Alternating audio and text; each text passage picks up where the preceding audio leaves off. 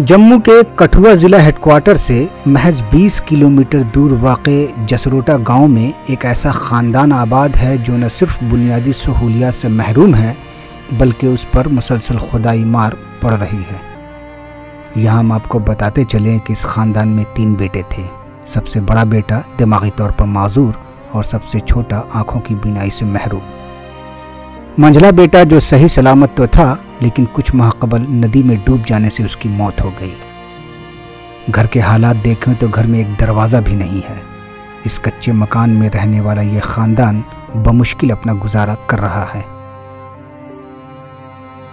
मरकज़ की मोदी हुकूमत के दावे तो आपने सुने ही होंगे, लेकिन इन तमाम बड़े बड़े दावों के बावजूद इस ख़ानदान को अब तक कुछ भी नहीं मिला। घर में कमाने वाला महज एक शख्स जो उन बच्चों का बाप है और वो इस मजबूरी में बाहर काम के लिए जा नहीं सकता क्योंकि इसे इन बच्चों का ध्यान रखना पड़ता है। दिमागी तौर पर माजूर बच्चों को जंजीरों में बांध कर रखना पड़ता है ताकि वो गांव में जाकर या पड़ोसियों को तंग न करें। ये खुद भी अच्छी तरह से बोल नहीं सकती, मगर ये मेंटली बच्चा इतना डिस्टर्ब है कि इसकी माँ काम करने में नहीं जा सकती। ये देखिए इसको कैसे बांधा हुआ है। अगर इसको खुला छोड़े ये गाँव नुकसान करेगा तो फिर गांव वाले आके इनकी माँ को बोलते हैं आपके बेटे ने ऐसे किया।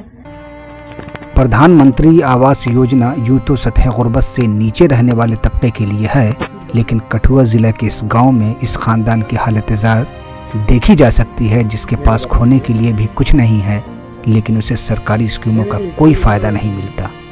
इस खानदान को देखकर यह अंदाज़ा बआसानी लगाया जा सकता है कि गरीब आज भी सरकारी स्कीमों से किस कदर दूर और महरूम है।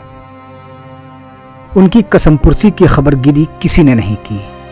इनकी खराब हालत का जिम्मेदार महकमा फूड एंड सप्लाई भी है, जिसने आज तक इस खानदान को बीपीएल का राशन कार्ड बनाकर नहीं दिया, जिस वजह से इस खानदान को प्रधानमंत्री आवास योजना के तहत कोई फायदा नहीं मिला। तो ना वो कहीं उनका बीपीएल कार्ड भी नहीं है, ना वो बीपीएल कार्ड बनाने के लिए सेक्टर जा सकते हैं। तो दिहाड़ी लगाने जाते हैं, बीपीएल बनाने जाते हैं तो दिहाड़ी टूट जाती है, खाने को कुछ नहीं है।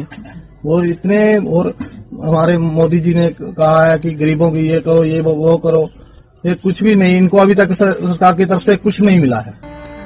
जब इस मामले पर जिला कमिश्नर खजूरिया से पूछा गया तो उन्होंने भी सरकारी बाबुओं की तरह यकीन दहानी करा दी। पूरी दी थी, मकान बनाने का आश्वासन दिया है, वो जो है जल्दी ही बन जाएगा उनका मकान, जो भी हम बना सकते हैं शेड। तो और उसके अलावा क्या वो चाहते हैं? हमने उसमें क्या करना बताइए? जो पागल है उसका इलाज ही करवा सकते हैं, पैसे दे सकते हैं, अस्पताल ला सकते हैं, और हम क्या कर सकते हैं? मरकजी हुकूमत सबका साथ सबका विकास का नारा तो खूब और जमकर लगाती है, लेकिन जमीनी सतह पर इस तरह के कई खानदान हैं जो आज भी इस नारे की पोल खोलते नजर आते हैं। ईटीवी भारत के लिए कठुआ से अरुण थापा की खुसूसी रिपोर्ट।